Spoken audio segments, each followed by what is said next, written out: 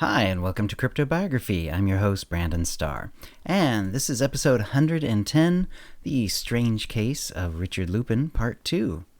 And if you have any comments or questions about this episode or previous episodes, cryptobiography@gmail.com, or hit us up on Facebook or Twitter. And here we go. Dr. Quinlan Coodley was an internal medicine specialist with his own practice. He was a little older than Richard, which suited Richard perfectly. It was comforting. Dr. Coodley also looked a bit like Richard, being similarly short and also with brown hair and glasses, though he was not balding. He listened to Richard's story and did a thorough examination. He seemed to wait a moment before giving his opinion. "Good news," he said. "I don't see a single thing wrong with you. So what next? We could do a blood test.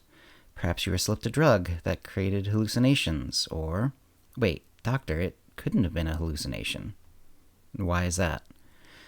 Richard realized he had only described his symptoms as he had felt them.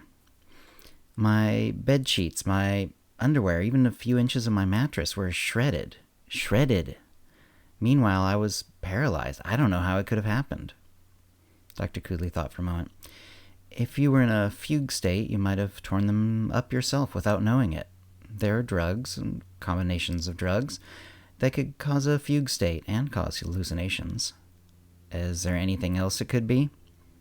"It could be a naturally occurring psychological episode." "Which would look a lot like the drug version." "Yes." "Is there anything else it could be that would make it not all in my head?"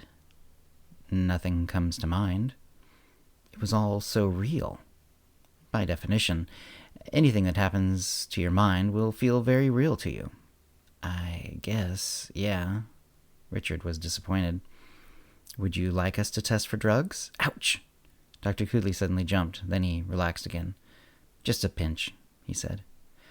"I guess so. I'd like to know if something was done to me," Richard said. He was given a slip and told to go to their lab. It was just down the hall. A phlebotomist collected several samples into vacuum bottles. He dully watched the blood spurt into them and thought about the word ampule and if it applied here. The blood was not as red as he imagined it would be. Perhaps it was the lighting. It reminded him of rust. As he stepped back into the hall to head back to his car, he saw Dr. Coodley near the front desk. He was talking to one of the receptionists about something, but a woman he recognized as one of the doctor's nurses stopped him. "You have a blood spot," she said. Dr. Coodley craned himself to see the spot she pointed out, which was on his thigh but almost around the back near his hamstrings. His lab coat had a small red spot on it. Richard could tell it was about where Dr. Coodley had felt his pinch only a few minutes ago. Squinting a bit in puzzlement, Richard left the clinic and headed to his car. Though it would probably mess up his sleep schedule, he decided to try to get some more sleep. The room was quite bright, and as he usually didn't have trouble sleeping and rarely napped, he didn't have a sleep mask. So the light coming through the window was quite bright, even though it wasn't the direct light from the morning sun. As he looked up at the ceiling, he saw something he didn't, or perhaps couldn't before. Slits. Thin, tiny slits, shorter than his pinky finger and as thin as a knife blade. They were nearly invisible even in this light. He started and sat up. He looked around. They were most common on the ceiling, but there were a few in almost every direction. He got up and went to his wall where he spotted one. He touched it. It was so thin he could barely distinguish it from the texture of the wall, but it was there. He couldn't even fit his fingernail into it. He got his old pocket knife from the top of his dresser and flipped out the blade. He was just able to put a bit of the edge into the slit. He got out the flashlight to help make the contrast even better and started checking the walls. He wanted to check the ceiling better, but he didn't want to get a ladder yet. There were dozens of the tiny slits, maybe hundreds. He flipped his mattress back over. Sure enough, the shredding of his mattress seemed to be from countless tiny slits. He put the mattress back and remade the sheets. He tried to sleep, but had a hard time. He wasn't sure what to make of all the cuts in the mattress, in his walls and ceiling, quite possibly the one in Dr. Coodley. Later that night, he had just started to drift off when he found the skin had hardened again. His skin had hardened again. He felt once again his muscles working, straining, but the skin outside not allowing them movement. He felt trapped.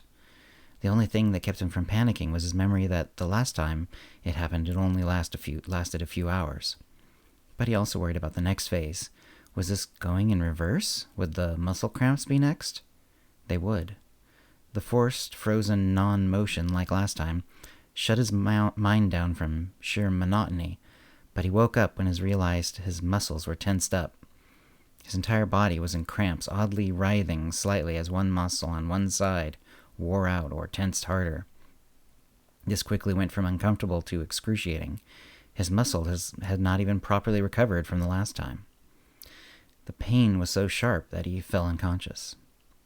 At some point he felt a strange, dull yet sharp pain in his very bones. He tried to look up at the ceiling. He had some control over his movement again, but it was too dark to see if there were any changes. Exhausted, he fell back asleep. Surely the cycle had reached its end. Where it had started with pain in his bones, it would now end that way. He woke up in pain and with some nausea. He decided to get to the urgent care. He called his work from the urgent care waiting room as soon as he had checked in. He told the attending doctor all about what had happened to him. And that is how I got hold of this case. I think we found another one. As for Richard, unfortunately, he died. The strange circumstances around his death forced an autopsy, which revealed that he had a large amount of foreign material in his body, especially in his bones. Close inspections of his bones indicated that small flakes of them were barely attached. The detritus in his system was often to be found between these bone flakes and the rest of his bones. This could be passed off as some sort of delusion, perhaps, but then what caused so many bone flakes in his body, and why was there foreign matter in them?